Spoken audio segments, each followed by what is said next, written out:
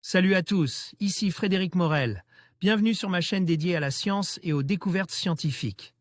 Si vous êtes passionné par l'exploration de notre univers et les avancées scientifiques, pensez à vous abonner.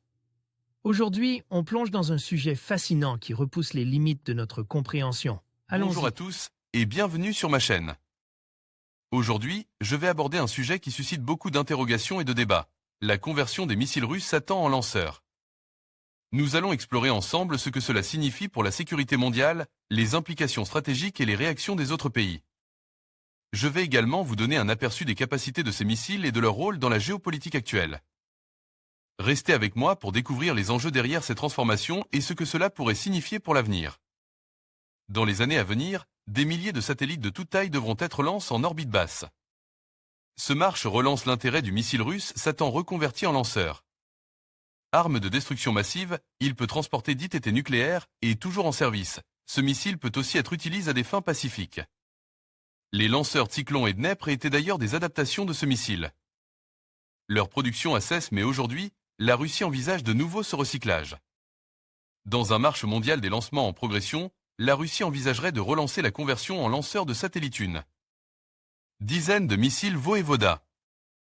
Plus connu sous le nom de Satan, que lui avait donné l'OTAN pendant la guerre froide, ce missile a déjà été utilisé comme lanceur.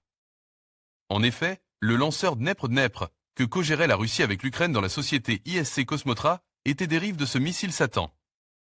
Il a été en service de 1999 à 2015, date à laquelle la Russie a arrêté la production en raison de la détérioration de ses relations avec l'Ukraine. Un missile russe Satan.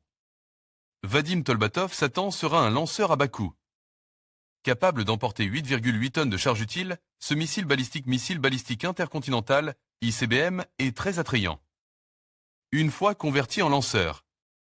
Certes, ses performances sont moindres mais, dans le cadre du programme Dnepr, il a été utilisé à 22 reprises pour lancer des satellites. Scientifiques et commerciaux en orbite basse, notamment pour le compte de l'Agence spatiale européenne et de pays européens. Sur ces 22 tirs, un seul a raté sa mission et a perdu les 18 petits satellites à bord. Le saviez-vous?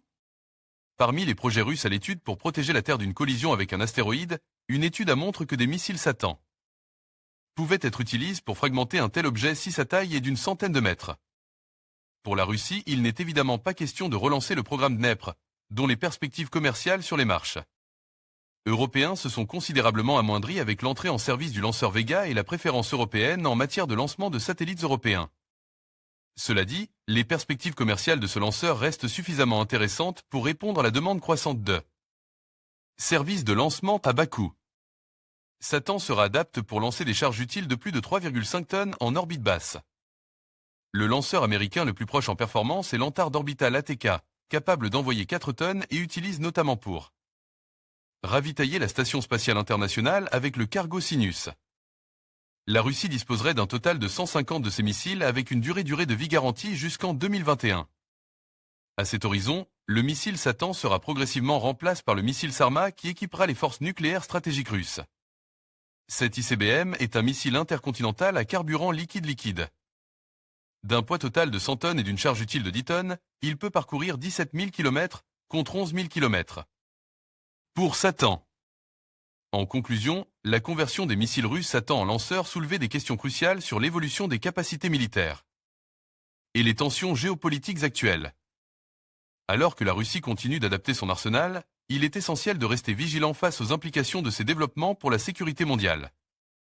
La situation exige une attention particulière de la part des nations et des organisations internationales afin de favoriser le dialogue et la stabilité. Merci de nous avoir suivis dans cette analyse.